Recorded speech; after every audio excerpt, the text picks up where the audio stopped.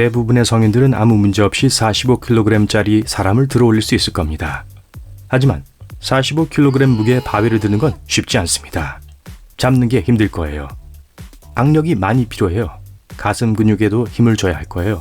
그렇지 않으면 바위가 팔을 벌리고 빠져나갈 겁니다. 발가락이 고마워하지 않겠죠. 그리고 돌의 무게가 꽤 고르게 분포되어 있다는 것을 잊지 마세요. 그래서 돌은 보이는 것보다 더 무거울 겁니다. 사람을 들어 올리기 위해서는 허리를 땅바닥까지 숙일 필요가 없어요. 무릎과 허리를 펼 힘 약간만 있으면 되죠. 만약 바닥에서부터 45kg의 사람을 들어 올리기 시작해야 한다면 분명 땀이 뻘뻘 날 거예요. 또한 사람은 잡기가 더 쉽습니다. 바위를 들어 올릴 때보다 다리, 등, 코어, 둔부, 팔뚝 등 더 많은 근육이 사용되고요. 가장 좋은 것은 사람의 몸무게가 고르게 분포되어 있지 않다는 거예요. 그리고 들어 올리기 더 쉽게 들리는 사람이 자세를 바꿀 수도 있죠. 예를 들면 어깨에 발을 감을 수 있잖아요. 자, 이제 더 작은 걸 보죠. 우리 내장에 사는 어떤 박테리아는 전기를 생산할 수 있습니다. 이 박테리아는 전자를 방출하는데 이 전자가 작은 전류를 만들어요. 과학자들은 이것이 박테리아가 에너지를 생산하는 방법인 보완 시스템일 수도 있다고 생각합니다. 인간의 몸은 희미하지만 가시적인 빛을 방출합니다. 오후 3, 4시가 가장 밝고 오전 10시가 가장 약합니다. 하지만 오후 3시 30분에도 이 빛은 우리가 눈이 인식할 수 있는 것보다 1000배나 더 약해요. 혈액은 우리 몸 전체를 도는데 90초가 걸립니다. 뇌는 73%가 물로 이루어져 있습니다. 심장처럼요. 뇌에서 2%의 수분을 잃어도 우린 즉시 피로를 느끼게 됩니다. 또한 기억력이 악화되고 주의가 산만해지고 짜증이 금방 나게 될 거예요. 물 한잔 할까요? 눈으로 13m초 동안 무언가를 봐도 뇌는 그 이미지를 충분히 처리할 수 있습니다. 혀는 서로 얽힌 4개의 근육 두 쌍으로 구성되어 있습니다. 전체 구조는 코끼리의 코나 문어의 다리와 닮았어요. 이것들처럼 혀는 유연하고 어떤 방향으로든 움직일 수 있습니다. 우리는 삼키면서 숨을 쉴 수 없습니다. 우리 몸의 안전장치죠. 삼킨 음식과 숨쉬는 공기는 모두 처음에는 목의 같은 부분으로 내려갑니다. 조금 더 깊어지면서 이 통로는 2개의 길로 나누어져요. 뭔가를 삼킬 때 공기의 통로는 자동으로 차단됩니다. 그렇지 않으면 실수로 음식을 흡입할 수도 있으니까요. 누구 이런 경험 해보신 분? 저 말고요. 우리 뇌는 시끄러운 곳에 있을 때 어떤 소리에 집중해야 할지 결정할 수 있습니다. 이 능력 덕분에 우리는 다른 목소리를 모두 차단하고 얘기하고 있는 사람에게 집중할 수 있습니다. 사람은 살아있는 것 중 유일하게 감정적인 눈물을 흘리는 존재입니다. 다른 동물들은 눈을 윤활하게 만들기 위해 눈물을 흘립니다. 정말 놀랍네요. 어떤 사람들은 한 줄 이상의 속눈썹을 가지고 있습니다. 이는 유전적 돌연변이로 인한 것이며 천모중생이라고 합니다.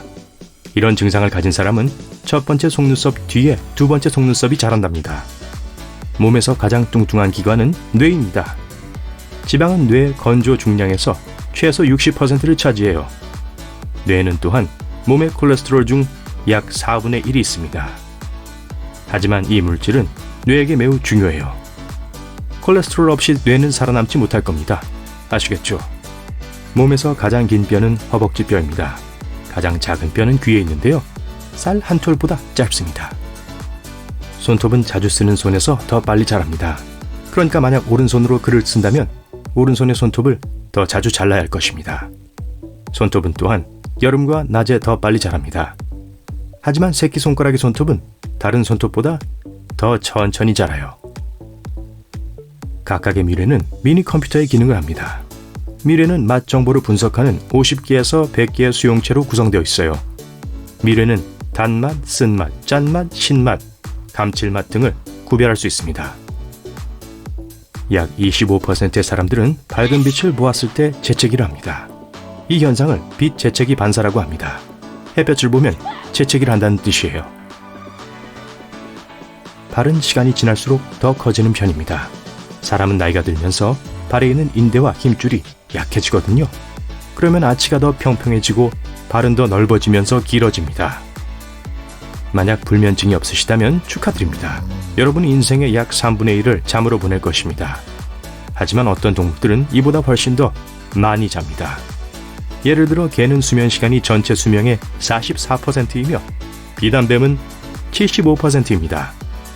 이런 수면 스타일을 뱀 쥐어짜기 수면 신드롬이라고 불러요.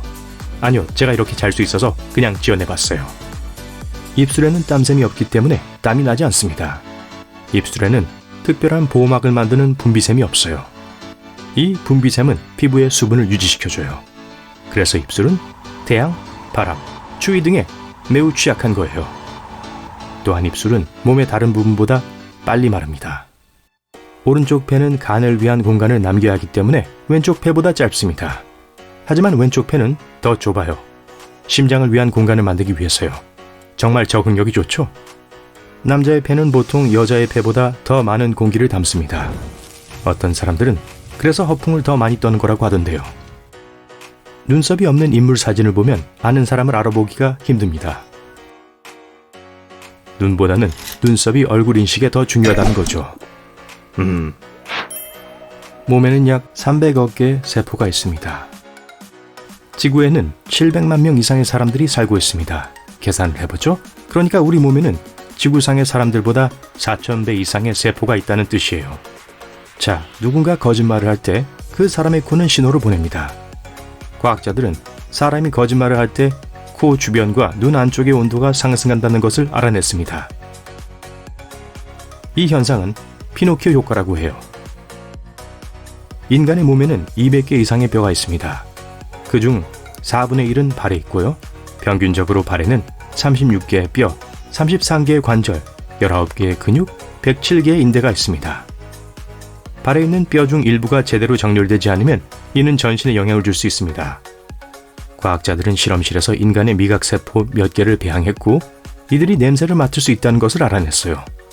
이 각각의 세포에는 코에 있는 세포와 같은 분자가 여러 개 있습니다. 그래서 미각세포가 냄새세포와 거의 유사하게 냄새 분자에 반응하는 거예요.